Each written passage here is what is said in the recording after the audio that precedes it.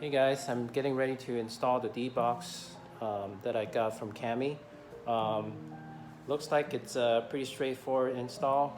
Do I need to do some modification to my rig?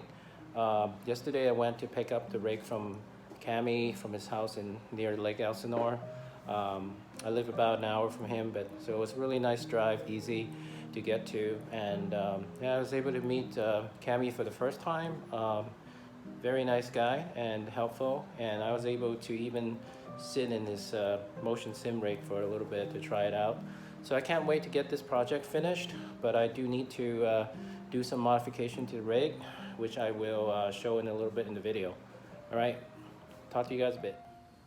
So this is what I unpacked so far. There's actually the front two actuators, and I guess these are the rear ones. And they're all labeled properly, not very confusing at all. Look at these other mounts. I just have to customize them a little bit to fit to my rig, and all the cables and everything. And yeah, I'm probably gonna end up having to call Mike, Cami in a little bit when I set it up, but I'm trying to get all the hardware fixed first. And this is how my rig goes. So I'm planning to probably drill some brackets here. Drill some holes actually to mount the brackets. These 4 holes unfortunately wouldn't fit because the bracket's a little too narrow, but I will try to basically drill a few holes here to mount the bracket. Mike told me it's better to set the actuators on the, more parallel to the back of the seat, so I could get a better proprioception and feeling. And then the other 2 actuators going to be mounted about where the upright is. So hopefully it will go well. I'll take more videos as we go. Okay, this is the first time I ever used a jack on a sim. That's to kind of help me raise the back so I could get the mounting done on the bracket for the rear right actuators. So the hole's been drilled. I reassigned the cross brace, and so, all right, just using a jack to raise the rig up a little bit so I can get the clearance for the actuators to go on. The holes have been drilled. I actually have to move the rear brace a bit more forward, but that should be okay. It should be okay because it helps to lessen the flex on the rig. But I gotta put the actuators as far back as possible according to Cami, so let's see how it goes. So the first bracket's mounted. I only need to basically mount 2 spots because it's really difficult to drill through the steel. So, but it's really sturdy, so just 2 would be fine. All right, so I got my last left front mount secure, and now I'm going to clean up my rig and all this other, the drill bits left behind quite a bit of shavings off the rig.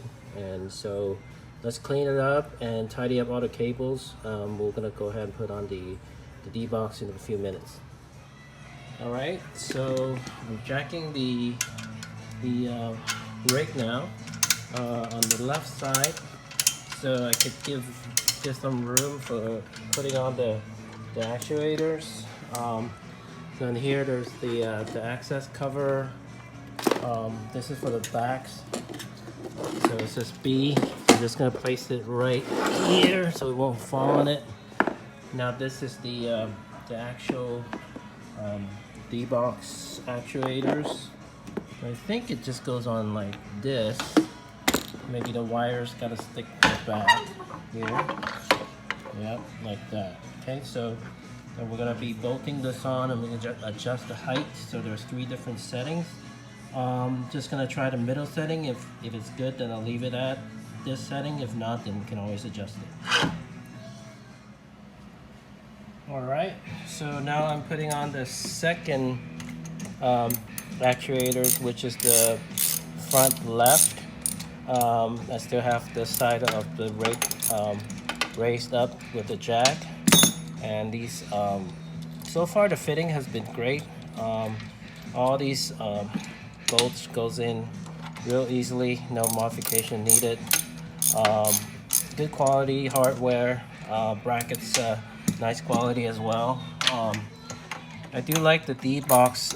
The actuators feel actually really solid. I mean, we almost accidentally dropped one of them just now a few minutes ago, but I feel like it's not gonna break, hopefully. But yeah, definitely good quality. I just gotta tighten this side. Get these 4 bolts tightened. Then I'll lower the jack and then I'll do the other side. But yeah, so hopefully, you know, this side's all in, and this like perfectly aligned. I think the best position to put this front dbox is where the upright is, according to Cami and Ken. So I'll go for their advice. All right, here we go. Let me lower the jack now, and then and it comes with these aluminum. I guess these are the little plates. So I'm gonna try to lower the jack right now. Let me see if I could put it into the right spot on the aluminum padding or cup, like a little flat pad that this dbox sits on, and I'll put it in the back as well. You're looking at the front part of it. You jack it, lower the jack, and hopefully it'll go right there. This is a little bit easier than I thought. So now I'm gonna lower the jack, and then hopefully it'll be fine. Give it a shot. All right, perfect. So now this got like a pivot to it, so I could, when I raise the other side, it's gonna raise this side up, and then hopefully it will be pretty stable. All right, so I got this other end rear right, so I'm gonna jack this up a little bit so I can put the mount this other actuator on, and I'm gonna skip this side of it. So let's hope that I get both of these mounted and things will be level, and then I'll show the next segment of the video. Here you go. Here's the completed mounted dboxes, front and rear, 4 of them. So this is the bracket that holds it to my rig. I had to do some drilling and had to tidy up all my cables. A good chance for me to do that anyway, so that it makes sure that when the rig pivots, moves, it doesn't hit anything.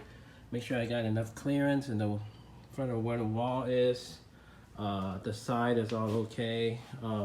So I live in a really small place now, so I don't really have that much room. So this is where I'm gonna park my car, and hopefully my car will clear where it is. Had to move the rig out to the side a little bit to give clearance on the monitor, so that when it moves it doesn't hit the shelving, so I don't have to move the shelving. So anyway, I'm gonna fire it up and take a look. But yeah, the installation is very simple. The 2 dboxes, the metal boxes have a connecting cable that goes between the 2, connects the 2, and then there's 1 USB that goes to the computer and 2 AC outlets. That's about it. So let me fire it up and install the software and see what happens next. Okay, the dbox is working. Alright, so here it goes. I got the dbox started. It's a little bit of a challenge in the beginning, but now everything seems to work well. So here's a video of the first time I'm driving it.